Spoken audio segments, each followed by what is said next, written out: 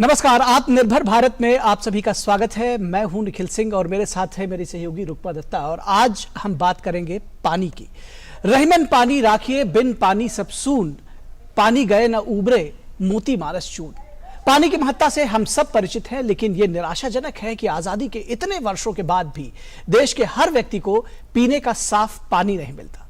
लेकिन अब हमारी सरकार ने कमर कस ली है और इसी के साथ यह भी सुनिश्चित किया जा रहा है कि इस देश के हर एक व्यक्ति को पीने का साफ पानी मिल सके और उसकी पानी की जरूरतें पूरी की जा सके।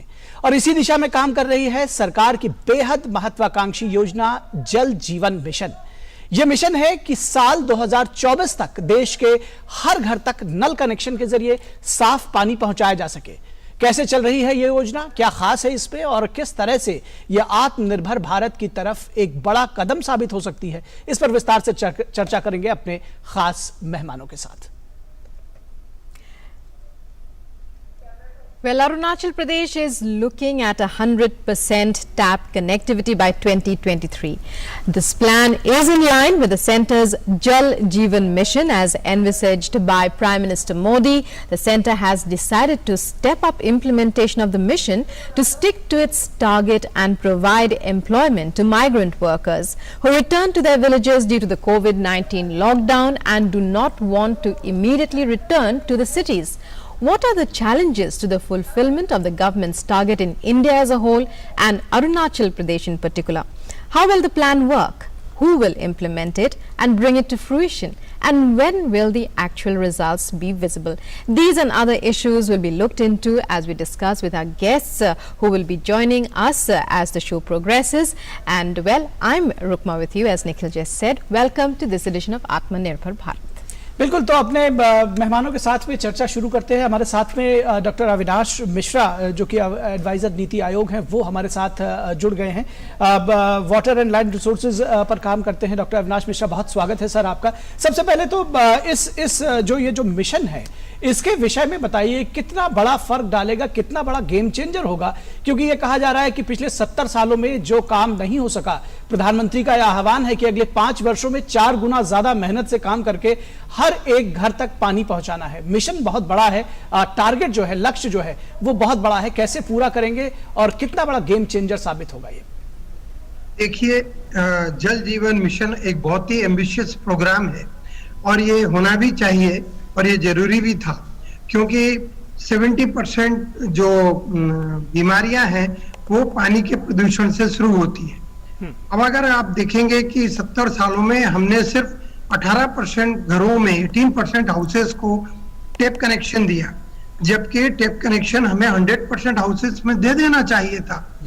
हमने 3,26,000 करोड़ के एक स्कीम जल जीवन मिशन बनाई है, जो कि 2024 तक हर घर में नल का जल पहुंचाई, और इसके तहत काम भी हो रहा है। और ये काम इतनी गति से हो रहा है कि हम लोग हर दिन 1 लाख घरों को जल का कनेक्शन दे रहे हैं, पाइप्ड वाटर सप्लाई उनको दे रहे हैं। और इतना ही नहीं, इसमें हम लोगों का पहले जो टारगेट था कि 45 litre per capita per day देते थे, लेकिन इसमें हमने अपग्रेड किया है और 55 litre per capita per day दिया है, ताकि क्या उसके ड्रिंकिंग वाटर के लिए पूरी फैसिलिटी हो सके, उसका हाइजीन का प्रॉपर ध्यान रखा जा सके जी। इस तरह से हमने अभी तक करीब 18% घरों में पहुंचा दिया है टेप वाटर। टोटल जो घर थे जिसमें कि हमें देना बाकी था वो करीब 19 करोड़ थे। उस 19 करोड़ में से हमने करीब 4.58 करोड़ को पहुंचाया और अभी हमारे पास 14.35 करोड़ और हैं जो कि बचे हुए हैं, जहां के हम तीव्र गति से नल का पानी पहुंचा रहे हैं। जी बिल्कुल, ये बेहद महत्वपूर्ण योजना है और उम्मीद है कि ये आगे परवान चढ़ेगी। Right, so when we're talking today about the announcement that by 2023, Arunachal Pradesh will have 100% tap water connectivity. When we talk about Arunachal Pradesh, what is the scenario now as far as facts and figures are concerned, and what are the challenges you see going ahead? As far as the Arunachal Pradesh part is concerned, you will surprised to know that there is now the water facility has been made available to higher altitudes, even 2,000 feet and above. The reason being because they were spending lot of time in fetching the water. Not only the time, it was also a severe task getting downhill, fetching the water and coming uphill. So we are now providing the tap water connection to all those houses in Arunachal Pradesh, and it is not only confined to Arunachal Pradesh, but it is also there in Himachal Pradesh and many other such provinces. There is a big difference in Jal Jeevan Mission and the program which was earlier. Actually, in earlier program, we used to make the coverage and there used to be slip back because the sustainability of source was at threat. But now sustainability of sources has been fully addressed. We are going with water conservation and with all those measures where the sustainability will be there. The groundwater is not depleting. If the surface water is there, then this water gets collected in an ample quantum. So there is not the deficiency of any water availability for providing to these households. Thank you. जी बिल्कुल, लेकिन बहुत सारी चुनौतियां भी हैं इस संदर्भ में, उस पर भी हम चर्चा करेंगे। चुनौतियां अगर देखा जाए रुकमा तो ढेर सारी हैं कि किस तरह से इतने लोगों तक ये जो जल है वो उपलब्ध कराया जाएगा, क्योंकि जब बात हो रही है कि 55 लीटर पानी 2024 तक हर घर में और साफ पानी जिसको कहते हैं कि शुद्धिकरण करने के बाद, तो ये अपने आप में जिसको कहते हैं बड़ा अपहिल टास्क है। लेकिन इसके साथ साथ ये भी कहा जाए कि जिसको कहा जाता है कि एक कहावत है कि मीलों लंबे सफर की शुरुआत एक पहले कदम के साथ होती है, और ये कदम तो बहुत तेजी से बढ़ाया गया है। तो उम्मीद है कि ये जो इतने वर्षों तक जो पानी का सूखा था कहीं ना कहीं वो जरूर पूरा हो। Right, what we're talking about, as Prime Minister Narendra Modi has envisaged, it is to improve the lives of rural people, providing them safe drinking water to every home through household tap connections by 2024. That is the Jal Jeevan Mission. And as our guest was telling us just a short while back, the program that was implemented in Arunachal Pradesh, for example, there was a program even before this, but clearly it has not worked and it was very different from what we have now. And when we talk about it being implemented, the Jal Jeevan Mission being implemented in partnership with states, the central government is stepping up its efforts. बिल्कुल, और अब हमारे साथ में दूसरे guest भी हैं, उनको भी हम यहाँ जोड़ेंगे और उनसे चर्चा करेंगे। लेकिन उससे पहले जो ये योजना है इसके विस्तार पर बात करें अगर रुकमा, तो सबसे खास बात है कि जो पर्वतीय इलाके हैं, जो पहाड़ी इलाके हैं, जो दुर्गम इलाके हैं, वहां तक इस जल को पहुंचाना जो है वो बेहद बहुत चुनौतीपूर्ण कार्य है। और चुनौतीपूर्ण इसलिए भी कार्य है क्योंकि जो पहाड़ी इलाकों का जो टेरेन है वहां तक ऊपर तक ग्रेविटेशनल फोर्स के अगेंस्ट में पानी पहुंचाना और वो भी टैप वाटर पहुंचाना बहुत मुश्किल है। लेकिन सबसे अच्छी बात यह है कि चाहे अरुणाचल प्रदेश हो, हिमाचल प्रदेश हो, वहां पर लगातार काम हो रहा है और बेहतर काम हो रहा है, और उससे जो वहां की जनजातियां हैं, जो आदिवासी हैं या जो गांव के रहने वाले लोग हैं, उनके जीवन में परिवर्तन आ रहा है। और हमारे साथ में डॉक्टर अविनाश मिश्रा जुड़े हुए हैं, उनसे बात करेंगे। डॉक्टर अविनाश, कितना बड़ा चैलेंज है और खास तौर पर पर्वतीय इलाकों में, जैसे अभी आपने अरुणाचल प्रदेश का जिक्र किया, कितना बड़ा चैलेंज है क्योंकि पहाड़ी की चोटी पर तमाम सारे गांव बसे हुए हैं, दुर्गम इलाके हैं, वहां तक पहुंचना, और सबसे बड़ी बात है कि स्किल्ड मैन फोर्स का भी वहां पर मिल पाना बहुत मुश्किल है। ऐसे में कितना बड़ा चैलेंज है कि इस मिशन को पूरा किया जाए, खासतौर पर दुर्गम इलाकों में, पर्वतीय इलाकों में? निश्चित रूप से एक हमारे लिए बहुत बड़ा चैलेंज है, क्योंकि ये हम पानी को ऊपर ही नहीं पहुंचा रहे हैं, हमें प्रेशर का भी ध्यान रखना है। और उसके साथ साथ जैसा कि आपने कहा कि स्किल्ड मैन पावर वो भी एक बहुत बड़ा कंस्ट्रेंट है, लेकिन इन सबको पूरा करते हुए हम आगे बढ़ रहे हैं और हम पक्का 2024 तक इस टास्क को पूरा करेंगे। और जैसा मैंने अभी कहा है कि हम लोग 1 लाख घरों तक पर डे पानी पहुंचा रहे हैं। वैसे तो जिस तरह से हम लोगों की गति है, हम 2024 के पहले ही ये कवर कर लेंगे।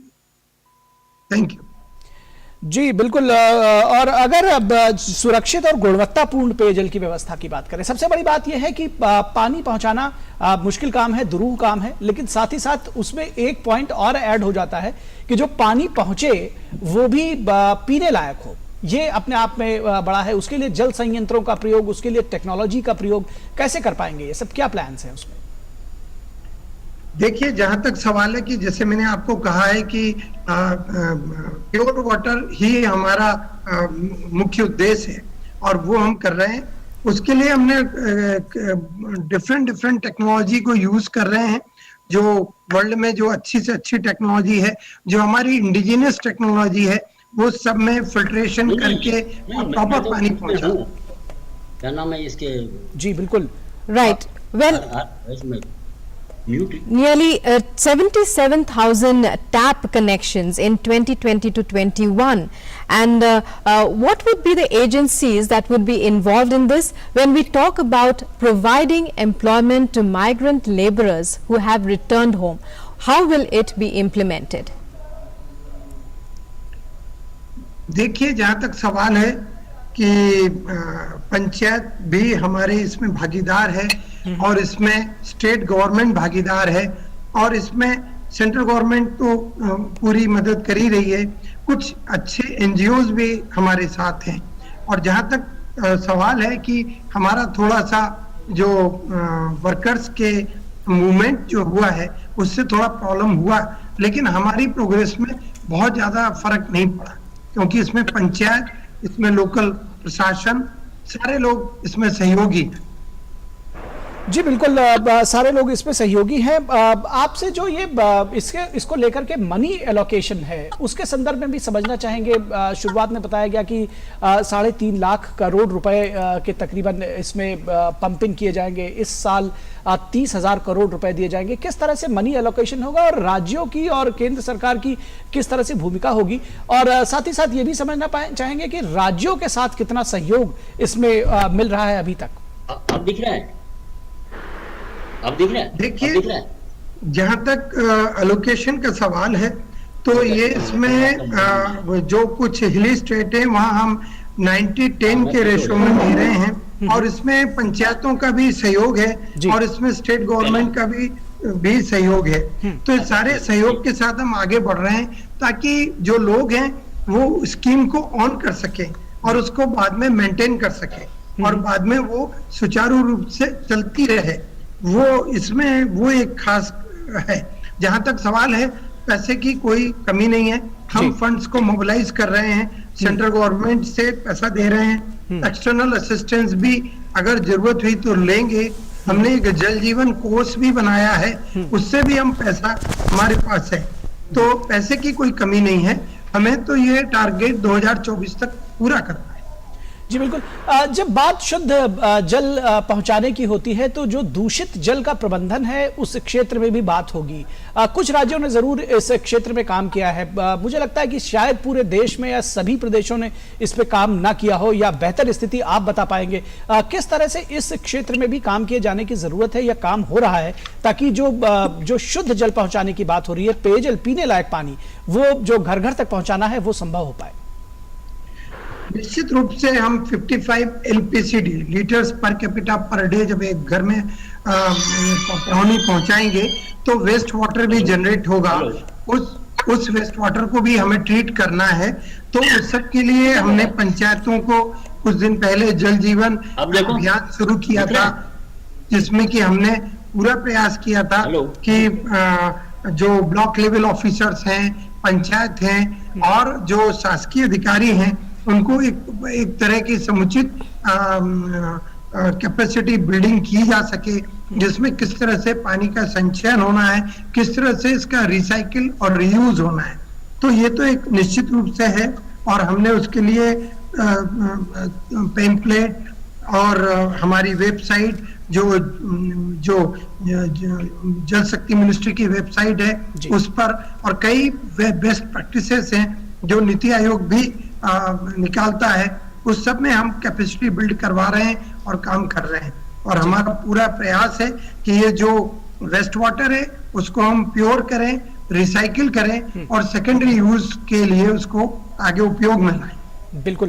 तो Right, जब and when we talk about the challenges in Arunachal in particular, why is it that a state with so less population, you know, even now so many years after independence, why has a state with so less population, so few needs, why has it not been possible for the government to think even about providing tap water so far?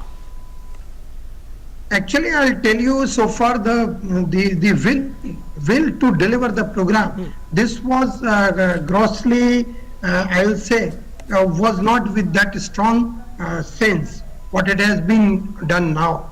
And as far as the funds are concerned, with the 90% grant assistance being provided to these states, it should have been feasible long back. But anyway, this is our motto, that by 2024 we will provide the tap connection to all household. But I am thankful that Arunachal is performing much better, and they have rather fixed the target to provide it by 2023. So this will be their जी अरुणाचल प्रदेश एक role model बना है रुकमा, निश्चित तौर पर। और सबसे खास बात है कि कितना दुर्गम जो वहाँ का जो टेरेन है वो कितना दुर्गम है, कितने कठिन इलाके हैं, कितनी ऊंची पहाड़ की जो चढ़ाई है वो बहुत मुश्किल है। और सबसे खास बात है कि जो वहाँ महिलाओं का जीवन है वो उससे बहुत ज्यादा प्रभावित होता है, क्योंकि पानी भरने का काम ज्यादातर घर की महिलाओं का है। Right, तो but here I'd like to interrupt, because despite the very tough terrain and so on, there are other ways in Arunachal Pradesh. It's a place that experiences extremely heavy rains. बिल्कुल बिल्कुल weather जो conditions हैं वो भी extreme कई बार होती है। और निश्चित तौर पर उसके साथ ही साथ में जो महिलाओं की जो बात कर रहे थे, वो भी कई बार बड़ा कष्ट देता है। ये सुनने में बड़ा खराब लगता है कि जो हमारी मातृशक्ति है वो पानी के लिए इतना परेशान हो। और कई किलोमीटर, हमने कुछ गाँवों के विषय में पढ़ा कि वहां से मेन रोड की दूरी 22 किलोमीटर है। और अब आप सोचिए कि झरने से या दूसरे किसी जल स्रोत से पानी भरने के लिए गांव की महिलाओं को अगर उतनी दूर तक या किसी एक पहाड़ी से नीचे उतरकर आना, पानी भरना और उसके बाद फिर ऊपर लेकर जाना, अपने आप में कितना कठिन काम है।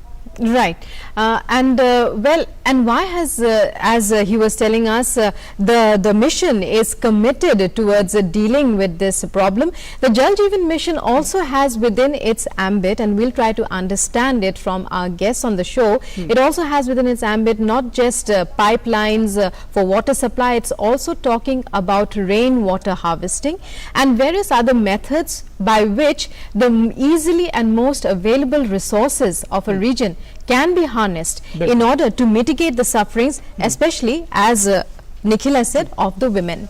जी बिल्कुल। अविनाश मिश्रा जी हमारे साथ जुड़े हुए हैं। अविनाश जी, एक तो ये बताइए कि जिस तरह से पहले बात हुई कि कितना दुरूह, कितना कठिन है दुर्गम इलाकों में, जब अरुणाचल प्रदेश की, हिमाचल प्रदेश की या दूसरे जो पर्वतीय इलाके हैं जब उनकी बात होती है, खासतौर पर अरुणाचल प्रदेश ने जितना शानदार काम किया है और जिस तरह से कर रहे हैं, दूसरों के लिए रोल मॉडल बन रहे हैं। उन्होंने एक संकल्प लिया है कि 2023 तक जो राष्ट्रीय अभियान है उससे पहले ही वो 100% घरों तक पानी पहुंचाएंगे। महिलाओं के जीवन में कितना बड़ा परिवर्तन आया है, ओवरऑल जो ग्रामीण है उनके जीवन में कितना बड़ा परिवर्तन आया है, और इस विशेष संदर्भ में कि लोगों को समझाना, उनको ये बताना कि ये उनके लिए बेहद जरूरी है, जिससे जो सामुदायिक भागीदारी है वो भी उसमें शामिल हो सके, गांव के लोग खुद इस काम में आगे आए और सरकार की मदद करें। देखिए, जहां तक सवाल है कि महिलाओं का जो बहुत बड़ा समय है वो पानी लाने ले जाने में जाता था, अब वो बचेगा और उसमें वो कुछ भी अच्छा काम कर सकेंगे। वो अपने परिवार के लिए जीविका अर्जन में कुछ सहयोग दे सकेंगे। और अगर हम ग्लोबली देखें तो ये इस तरह की स्थिति और जाके बाकी के देशों में नहीं है कि जिनके जीवन का एक बहुत बड़ा हिस्सा सिर्फ एक अच्छे पानी को लाने में खर्च होता है।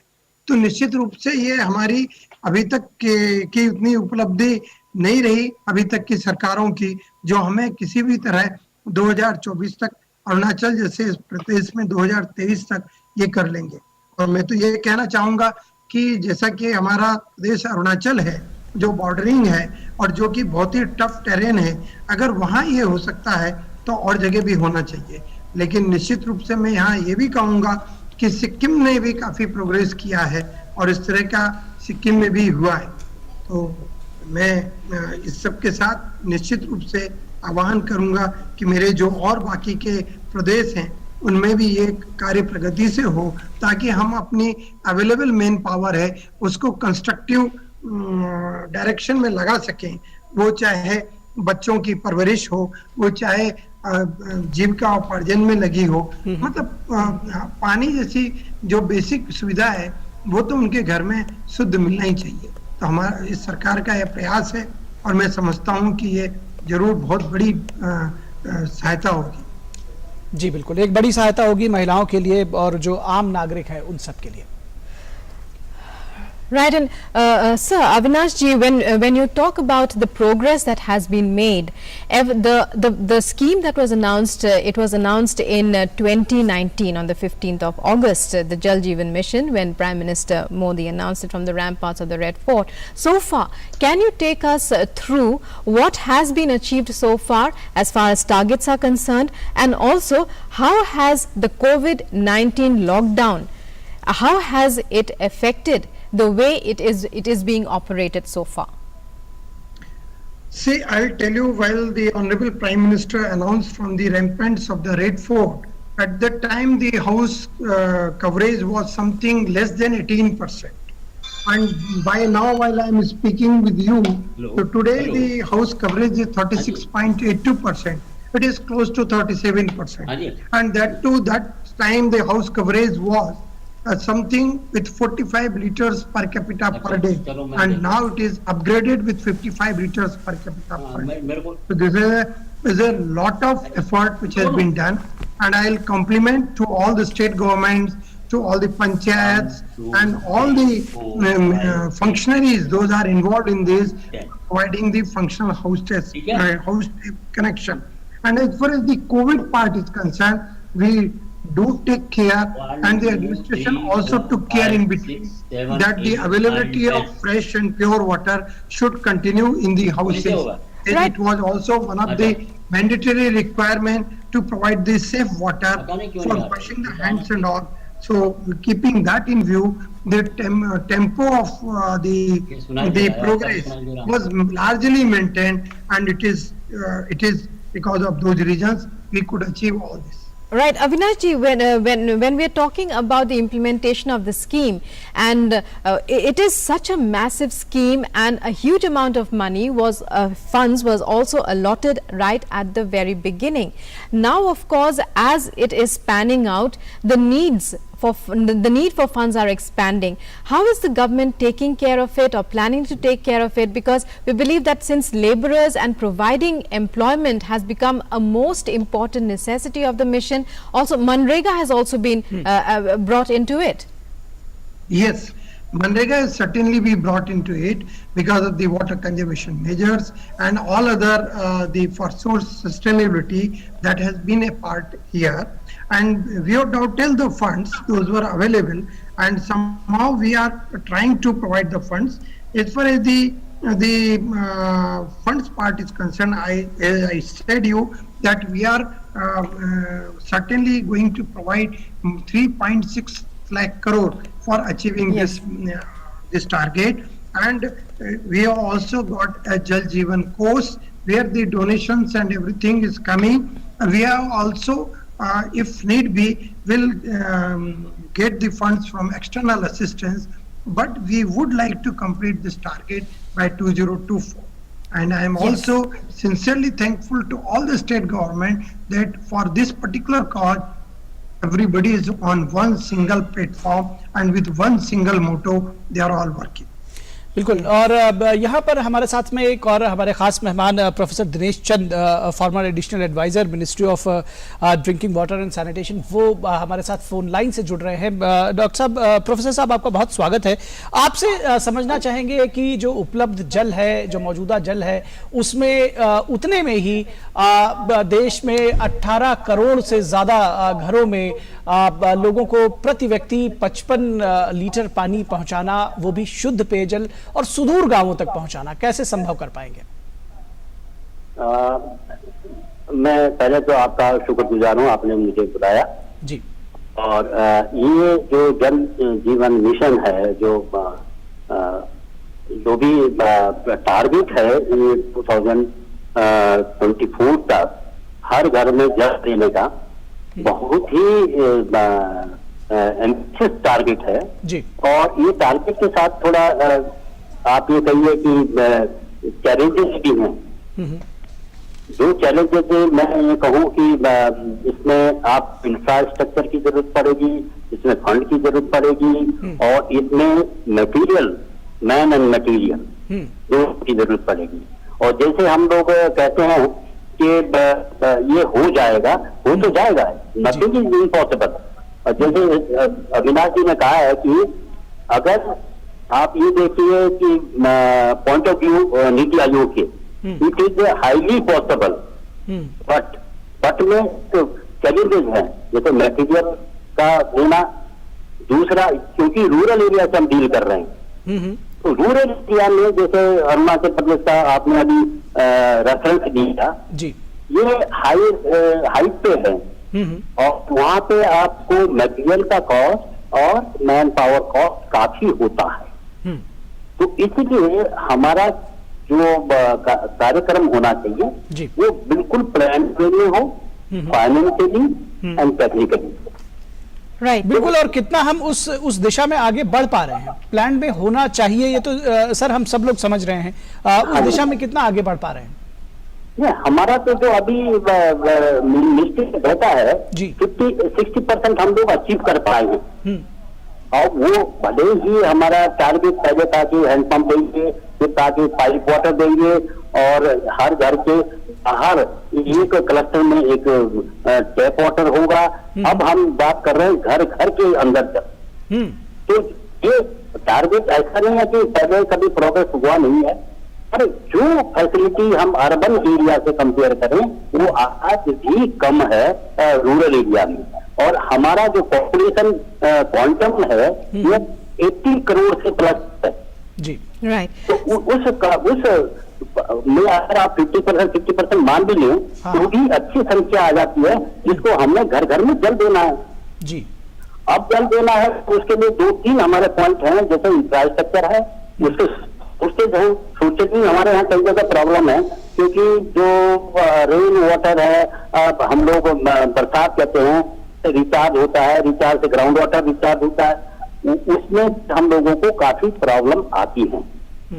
तो वो प्रॉब्लम को सॉल्व करने के लिए हमारे और जो प्रोग्राम हैं जो वाटर कंजर्वेशन के हैं या वाटर रिचार्ज के हैं, ये भी आपको एक उस परस्पेक्टिव में देखना पड़ेगा कि आप सस्टेनेबल वाटर दें। ये नहीं कि हमने अभी दे दिया है और महीने बाद, साल भर बाद हमने कहें कि बाउंस बैक हो गए हैं, हम टैप तो हैं उसमें पानी नहीं है। तो ये प्रोग्राम और प्रोग्राम के साथ मिलकर अगर जल जीवन मिशन चलेगा तो 100% मेरा तो अपना ख्याल है कि जैसे अविनाश मिश्रा जी ने भी कहा है कि नीति आयोग इज होपफुल कि 100% ये कवरेज हो जाएगा। हाँ, ये हो सकता है कि भाई अगर वो कंडीशन ना मीट करें प्रोग्राम के अंदर, फाइनेंशियल प्रॉब्लम हो या मटेरियल की प्रॉब्लम हो, तब सिनारियो थोड़ा सा चेंज हो सकता है। पर it is a very good mission और मेरे हिसाब से तो इसको अच्छा होना चाहिए। और लोगों को भी, जैसे हमने स्वच्छ भारत मिशन वगैरह में काफी कोऑर्डिनेशन किया है और डिपार्टमेंट से कोऑर्डिनेशन किया है, प्राइवेट ऑर्गेनाइजेशन से किया है, PSU से किया है, सब लोग मिलकर अगर इस काम को करेंगे तो it is not impossible. Right. Professor Dinesh Chand, skill mapping by various state governments has shown that a majority of interstate workers returning home are from the construction sector. What about Arunachal Pradesh in particular? How much labor will be available in such treacherous terrain because most of Arunachal is rather remote. It is away from the hustle bustle of daily life. And when we talk about the skilled workers, unskilled workers who are available, what are the problems that you see ahead that need to be challenged right now? हाँ, ये एक problem Covid के after Covid, Yes. this has been a problem, but it is not a perennial problem. 2014 is not very near. So we can say that situation will improve, and we have to have enable environment in Arunachal Pradesh or any region where this is a problem, Northeast particularly the problem of labor also and material. जी We can mobilize in systematic way. It is not impossible. And corona effect is also very in these regions. So people will be very comfortable when we give some enabling environment, working environment to the laborers also. Even from Bihar, Madhya Pradesh, Chhattisgarh or Odisha or you can say UP, we can take them. Yes. So there is no problem. I don't think this is any challenge per se. All right. जी बिल्कुल। और यहाँ पर हमारे साथ में एक और मेहमान जुड़ गए हैं, डॉक्टर श्यामल कुमार सरकार, former secretary ministry of water resources. Sir बहुत स्वागत है आपका। और आपसे सर सबसे पहले ये समझना चाहेंगे कि तमाम सारी बातें इसके इंफ्रास्ट्रक्चर को लेकर के और घर घर तक पानी पहुंचाने की बात हुई है, पारदर्शिता की भी बात कर लेते हैं। इसमें जो घर का मुखिया है उसका आधार नंबर के साथ जोड़ा जाएगा। पारदर्शिता की यहाँ पर पानी पहुंचाने में जरूरत क्या है, किस तरह से इसको समझे और कितना महत्व है इसको आधार नंबर के साथ जोड़कर सुनिश्चित करके कि नल का कनेक्शन घर के मुखिया के आधार के साथ जोड़ा जाए और पारदर्शिता बनी रहे। एक्चुअली ये जो प्रोग्राम है, जल जीवन मिशन का जो प्रोग्राम है जी, ये बहुत नोबल प्रोग्राम है, क्योंकि हमारा जो हाउस होल्ड कनेक्शन है, वाटर का जो कनेक्शन है, अभी तक 80% है। तो हमारा जो प्रोग्राम है, गवर्नमेंट का जो प्रोग्राम है, सारी हाउस होल्ड को बाय 2024 ये कनेक्शन दिया जाएगा। ये कनेक्शन दिया जाएगा, ये एक्सेस, ये हमारा जो सस्टेनेबल डेवलपमेंट गोल है, ये इसका पता चल रहा है। सस्टेनेबल डेवलपमेंट गोल जो हमारा है इंडिया का जो है, ये बाय 2030 जी हमारा सारे हाउस होल्ड में वाटर एक्सेस देना चाहिए। पर हमारा गवर्नमेंट का प्रोग्राम बहुत पहले हम कर रहे हैं। हम 2024 में ये कनेक्शन दे रहा है रूरल हाउस होल्ड। तो रूरल हाउस होल्ड को जो कनेक्शन दे रहा है, ये connection only not only for connection, तो हमारा जो वाटर अवेलेबिलिटी होगा कि नहीं है जी, ये भी देखना है। क्योंकि जो एक्सेस जो दे रहा है रूरल हाउस होल्ड में, दो चीज है। एक चीज है जो कनेक्शन, जो फिजिकल कनेक्शन लगाने के लिए। दूसरी चीज है वाटर चाहिए, पानी चाहिए। अगर पानी नहीं है, कनेक्शन देने के बाद पानी नहीं है, तो पानी कैसे जाएगा नल से? तो दोनों चीज हमारा बहुत इम्पोर्टेंट है। एक तो फिजिकल पाइप कनेक्शन का चाहिए, दूसरे बात जो हमारा वाटर अवेलेबिलिटी उस नल तक होना चाहिए। तो ये दोनों चीज ये प्रोग्राम में शामिल है। क्योंकि हमारा जो वेस्ट वाटर है, वेस्ट वाटर हमारा waste water is an asset. जो वेस्ट वाटर रीयूज करके, ट्रीट करके उसको रीयूज करना है, ये भी हम बोल रहे हैं। हमारा जो प्रोग्राम है, नॉवेली जो प्रोग्राम है, एक्सेस जल जीवन मिशन का प्रोग्राम है, ये भी बात कर रहे हैं। तीसरी चीज है जो हमारा जो हाउस होल्ड है, हमारा हाउस होल्ड को जो 55 लीटर पर डे देना है, ये बहुत अच्छा काम है। क्योंकि पानी का रिक्वायरमेंट हमारा ज्यादातर बढ़ रहा है। हमारा जो और इलाका है, जो अर्बन इलाका है, उससे 130 लीटर पर डे हमारा बेंचमार्क है। हम रूरल एरिया में अभी 40 लीटर था, अभी बढ़ा के इंक्रीज करके हम 65 लीटर पर डे हम कर रहे हैं। तो ये जो इम्प्रूवमेंट है, इसीलिए पानी का जो बहुत ज्यादा पानी चाहिए, पानी का जरूरत बहुत ज्यादा है। पानी हम लोग कहाँ से मिलता है? पानी हमारा सरफेस वाटर से मिलता है, जो रेन वाटर से आता है, और दूसरी बात है पानी मिलता है ग्राउंड वाटर से। पानी ग्राउंड वाटर और सरफेस वाटर मिलकर जो पानी होगा वो पानी को यूज करके नल से वो हम इंडिविजुअल रूरल हाउस होल्ड को हम दे देंगे। ये हमारा प्लान है, ये गवर्नमेंट का प्लान है, ये बहुत बड़ा प्लान है जी।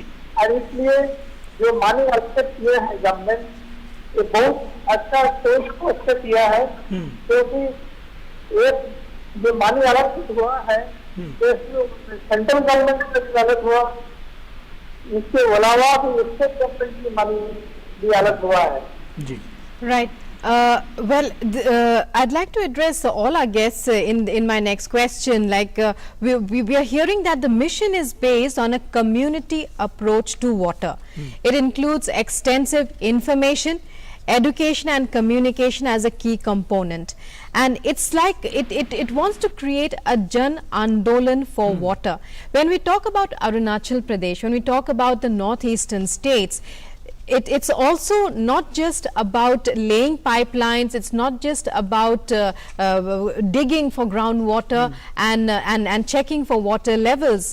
If I address Professor Sarkar, it's not just about that, it's also about changing mindsets.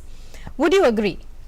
I fully agree. I fully agree with you, because the water, giving water to the rural household, it is basically a mass movement. People should know how much water they should use, how much water they should save, how much water they should consume. So this kind of understanding would require a massive awareness program, which the state government and some of the states are also doing. So this is a mass movement, and I fully agree with you that the community level requirement is a must for making this program as a success. Like as you know that our Swachh Bharat Mission program was success because it created an awareness, massive awareness among the residents, among the public, and that is why this movement was successful. Similarly, if you apply the same analogy here, you require mass movement in this access, water conservation, etc., etc. जी बिल्कुल। यहाँ पर doctor Avinash Mishra के पास चलेंगे। Doctor Avinash Mishra, आपसे समझने की कोशिश करेंगे कि कई विकसित देशों ने जो भूजल है उसकी निगरानी के लिए रिमोट सेंसिंग प्रौद्योगिकी का इस्तेमाल किया है। क्या हमारे यहाँ भी इस तरह की जो उन्नत टेक्नोलॉजी है वो इस्तेमाल की जा रही है? हमारे यहाँ बाकी चीज़ों में, चाहे वो रक्षा का क्षेत्र हो या दूसरे क्षेत्र हो, उसमें उसका इस्तेमाल किया ही जा रहा है, कृषि में भी उसका इस्तेमाल किया जा रहा है। क्या ये जो मिशन चल रहा है उसमें भूजल का जो प्रबंधन है या उससे दूसरी जुड़ी हुई चीजें हैं, उसमें क्या जो उन्नत तकनीक है उनका भी इस्तेमाल किया जाएगा?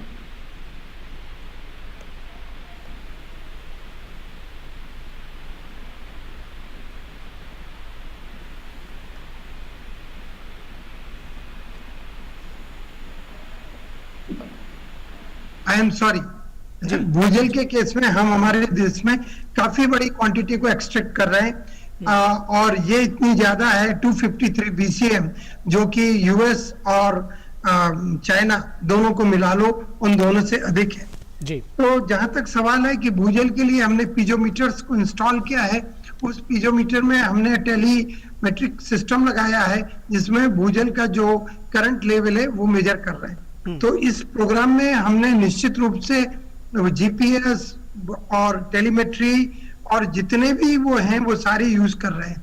हम तो ये भी यूज कर रहे हैं कि हाउस कनेक्शन के लिए भी पूरा जीपीएस गवर्न सिस्टम है। तो ये तो बिल्कुल इन सारी तकनीकों के साथ ही हम आगे बढ़ रहे हैं, अदरवाइज तो आगे बढ़ना संभव ही नहीं था। तो ये बिल्कुल हो रहा है। अच्छा, एक इसी से जुड़ा हुआ या इसका एक आगे का सवाल है कि जो मौजूदा जल स्रोत हैं, जैसे आप भूजल से तो आपने बताया कि जीपीएस सिस्टम हो या दूसरे जो रिमोट सेंसिंग टेक्नोलॉजी है उसका इस्तेमाल करके ही आगे बढ़ रहे हैं और उसके बगैर आगे बढ़ना मुश्किल होगा। जो मौजूदा जल स्रोत हैं उनके विषय में एक लेमैन की तरह से सोचे अगर कोई भी, तो ये देख रहे हैं कि वो लगातार सूख रहे हैं, उनको रिचार्ज करने की जरूरत है। इतना जो पानी की क्वांटिटी है वो कहाँ से लेकर आएंगे, और जो जो स्रोत है हमारे जो सूख रहे हैं उनको कैसे रिजुविनेट करने के लिए उनको दोबारा पुनर्जीवन देने के लिए क्या कुछ किया जा रहा है? देखिए, जहां तक पानी का सवाल है, हमारे यहाँ बहुत पानी है। हम लोग 700 बिलियन क्यूबिक मीटर पानी का उपयोग आज के दिन में कर रहे हैं और उतना ही पानी चाइना यूज करता है। चाइना की पॉपुलेशन हमसे ज्यादा है, चाइना का एग्रीकल्चर प्रोडक्शन भी हमसे ज्यादा है, उनका इंडस्ट्रियल प्रोडक्शन भी ज्यादा है। हमारे यहाँ पानी का मिसमैनेजमेंट है। हमने जो पानी है वो हमारा 90% पानी कृषि में यूज हो रहा है, एग्रीकल्चर में यूज हो रहा है और बहुत थोड़ा परसेंटेज 6 या 7% चाहिए होता है पानी ड्रिंकिंग वाटर के लिए, जिसको हम डोमेस्टिक वाटर कहते हैं जी। और इंडस्ट्री के लिए भी हम लोग बहुत कम पानी की उपलब्धता करा रहे हैं, जो कि हमें उपलब्धता करानी है। तो जहां तक सवाल है पानी का, हमारे पास पानी है। अब बात आती है कि इस सब का अभी तक हमको तो वाटर स्केर्सिटी नजर आती है। तो जैसे मैंने आपसे कहा है कि जल प्रबंधन में हमारी थोड़ी शुरू से कमी रही है। तो ये जल जीवन मिशन प्रोग्राम को शुरू करने के पहले आपको शायद ध्यान हो, हम लोगों ने जल शक्ति अभियान शुरू किया था। जी बिल्कुल। उस जल शक्ति अभियान में हमने सेंसिटाइज किया था स्टेट गवर्नमेंट को, पंचायत को, आम लोगों को कि किस तरह से हम वर्षा के जल को संचित कर सकते हैं, किस तरह से हम वो जल का संचयन बढ़ा सकते हैं। उसके परिणाम स्वरूप काफी जल का लोकल लेवल पे संचयन बढ़ा है, जो कि जिसको कि हम कहेंगे कि जहां पर पानी गिरा, catch the water wherever rain falls, हमने वो किया। और अभी हमने दोबारा से एक अभियान चला रखा है कि यही जो मैं आपसे कह रहा था कि catch the rain whenever and wherever it falls। So ये सारी चीजें बहुत जरूरी हैं, क्योंकि हमें कहीं ना कहीं वर्षा के जल का उपयोग करना है, रेन वाटर हार्वेस्टिंग करना है और उसमें हम बहुत हद तक सफल भी हुए। और ड्रिंकिंग वाटर में जैसा कि मैंने कहा है कि हमारे टोटल वाटर रिसोर्सेज का 6 से 7% पानी लगता है, जिसकी की कोई कमी नहीं। जी बिल्कुल। Right. Coming to you, Professor Sarkar, we believe that this is a life-changing mission. Once it is complete, that will improve the lives, especially of rural people, and most in particular girls, by reducing their drudgery. When we talk about Arunachal Pradesh, how is this possible? Because it is said in a preliminary introduction that was given that an intake structure is built to collect the water from surface sources, and it is then conveyed to villages through a pipe system. How big a project do you envisage it to be?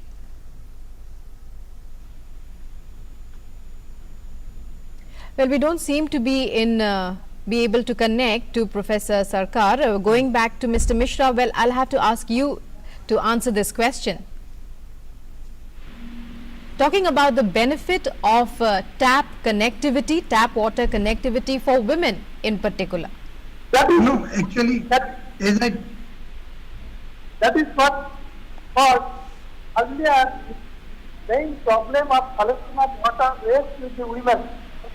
Now, if the water is now available in the roadside, the women does not have to go to collect water from remote areas. So the time for collection of water will be reduced.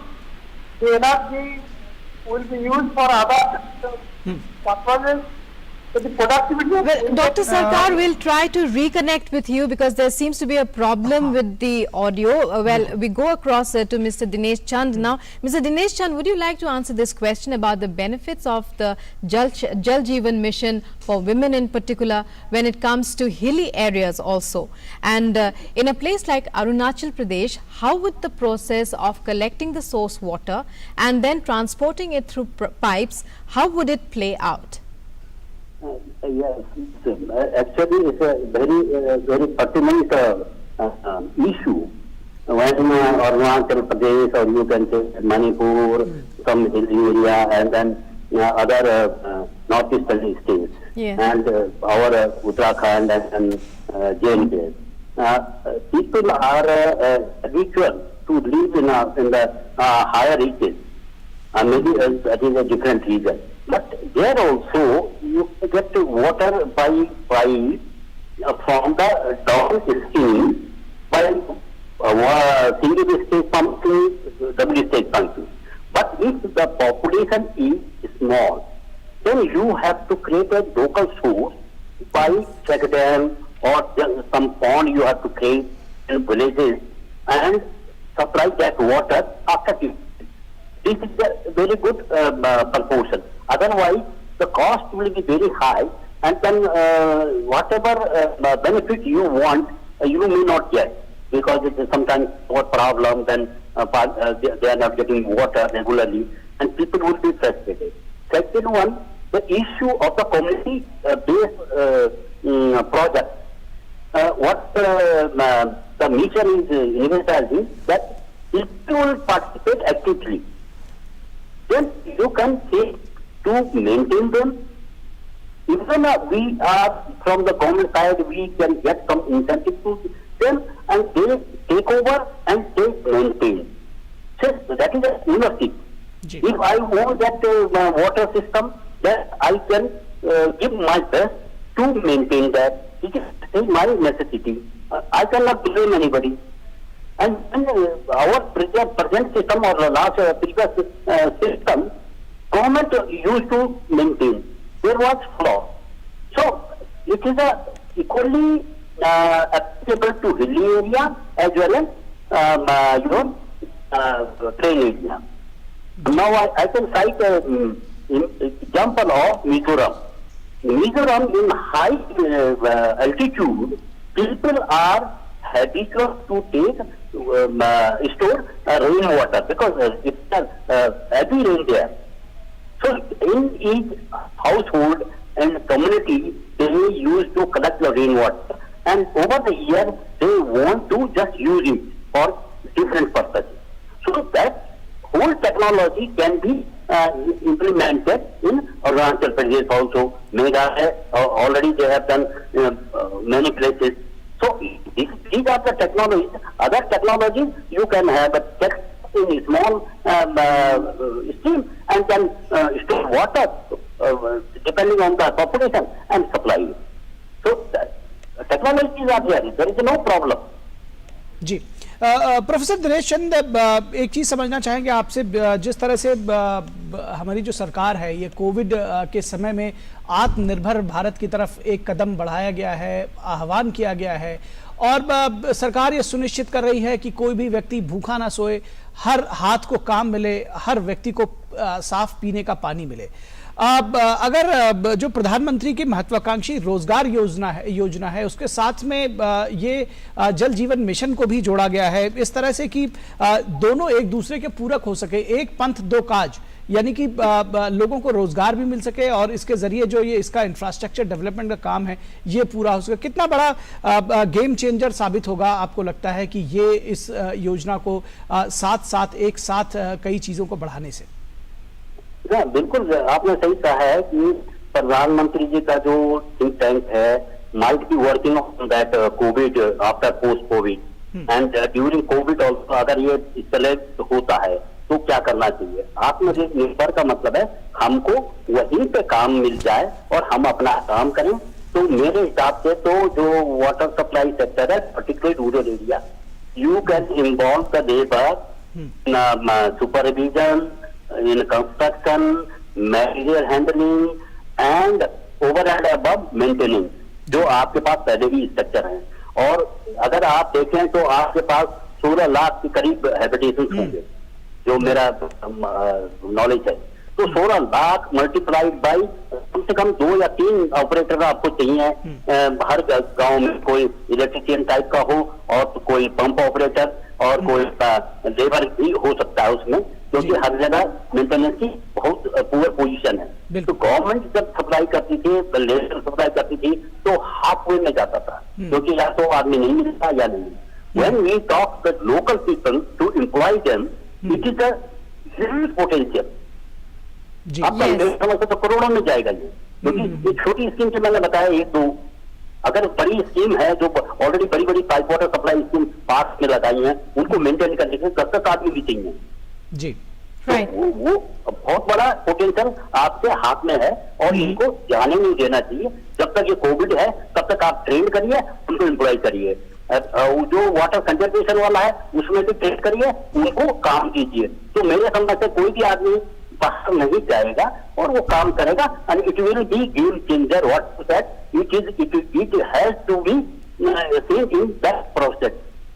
Ji Right. बिल्कुल। So, अगर रुकमा एक चीज मैं इसी से जुड़ा हुआ पूछना चाहूंगा कि जब अनलॉक 1 की जो प्रक्रिया शुरू हुई जून में, जब बात कोविड की शुरू हो रही है, बात कोविड की हो रही है, उसके बाद इस जल जीवन मिशन को थोड़ा पेस अप किया गया है। 45 लाख घरों को इससे जोड़ा गया है। किस तरह से आप समझ रहे हैं कि ये जो जिसको कहते हैं कि आपदा में अवसर ढूंढने की बात कही है, वो उस कड़ी को एक बार कहीं ना कहीं पूरा कर रहा है? बिल्कुल बिल्कुल बिल्कुल। जैसे यूपी में क्या किया, गवर्नमेंट ने डिसाइड किया कि भाई जो भी आदमी आएगा वो दे आर वेलकम, क्योंकि होम रिटर्न है ये। And they were not feeling that they are jobless, whatever you can say, they were employed in the roads, in the water supply, everywhere. ये इंस्ट्रक्शन गवर्नमेंट की थी कि जहां उनको काम दे सकते हैं आज की डेट में आप उनको काम कीजिए। तो ये जो अपॉर्चुनिटी उनको मिली है, अभी भी लोग वापस जाने के उसमें हैं जिनको नहीं मिल रहा है। अगर हम ये जॉब का मसला की तरह देखें इसको कि वाटर सप्लाई में हम कितने जॉब दे सकते हैं और quickly we work, we will gain lot of finding out of this crisis. Right. Coming to you, Mr. Mishra, we just understood from Professor Chand, from Dr. Chand, about how it is a decentralized program and the importance of the local community, who will play a very important role in the planning, in the implementation, in the management. Has that process begun? Which are the states in which the process has begun? And also, when we talk about local communities being encouraged to take responsibility for water supply systems in villages for regular upkeep and operation and maintenance, does it mean that they will be employed anew in this mission for a long period of time as government employees?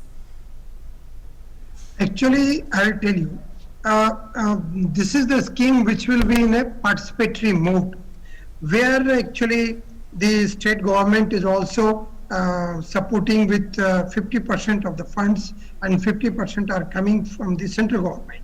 And out of that 50%, what the state government is contributing, 10% will be through Gram Panchayats.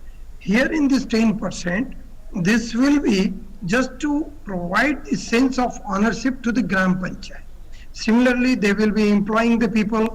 As Mr. Dinesh Chand has also emphasized, that there is a skill mapping has been done in various state government, including UP and Bihar, wherein the ready programs, those were available to really engage them, were such program of Jal Jeevan Mission.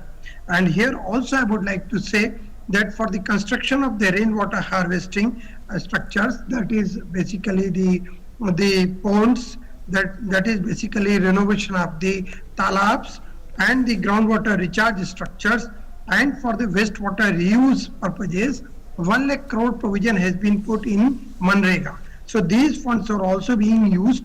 Also the corporate social responsibility, those funds are also have been robbed something to the tune of 30,000 crore. This 30,000 crore is the primarily available fund which is there. So grossly, if you see, it's in a people's participation from the village level, and the Gram Panchayats, village water sanitation committee, Pani Samitis, and those communities have been actually mobilized, and these committees will also put 10% fund, and thereafter they will operate and maintenance. For operation and maintenance purpose, 15th Finance Commission has provided 15,000 crore through Gram Panchayats. So this is a well thought of program, and all the shortcomings, those were available earlier, and those were the shortcomings which were actually obstructing the development and proper implementation program. Those all have been addressed. Now I am of the view that there will not be any hitch in this particular program, and there would be the source sustainability. There will be the skilled manpower available in each village to address the problem if at all it comes through the pipe connection, through the malfunctioning of the tapes or malfunctioning of the motor, wherever it is there, it will be addressed. बिल्कुल आपने ठीक कहा। एक कहावत भी है, well begin is half done, और एक अच्छी एक शानदार शुरुआत हो चुकी है जल जीवन मिशन की। इसलिए उम्मीद है कि ये जो मिशन है वो जल्द से जल्द कामयाब होगा, और जिस तरह से इस दिशा में बढ़ रहा है 2024 का जो लक्ष्य रखा गया है, उम्मीद ये भी है कि उससे पहले ही ये मिशन अपनी कामयाबी का जो परचम है वो लहराएगा। तमाम सारे राज्यों ने ये कह दिया है कि वो इस मिशन में जो राष्ट्रीय लक्ष्य है उससे पहले ही इस मिशन को हासिल करेंगे। तो हमारे जो सारे गेस्ट हैं, डॉक्टर अविनाश मिश्रा, आपका बहुत शुक्रिया, आपने अपना समय दिया। प्रोफेसर दिनेश चंद, आपका भी शुक्रिया। डॉक्टर श्यामल कुमार सरकार, आपका भी बहुत बहुत शुक्रिया कि आपने अपना कीमती समय हमें दिया और इस विषय पर विस्तार से चर्चा की। विषय इतना बड़ा है, इतना वृहद है कि इस पर बहुत सारी चर्चा, बहुत सारी बातें की जा सकती है, लेकिन समय हमारे पास सिर्फ 1 घंटे का होता है। Right, many thanks to all our guests and to all our viewers as well. So the Jal Jeevan Mission, the flagship program of Prime Minister Modi, aims to improve the lives of people by providing safe drinking water. It gets a major boost this time around after the lockdown as a major milestone towards an Atma Nirbhar Bharat. That's all in this edition of the show. Namaskar. नमस्कार।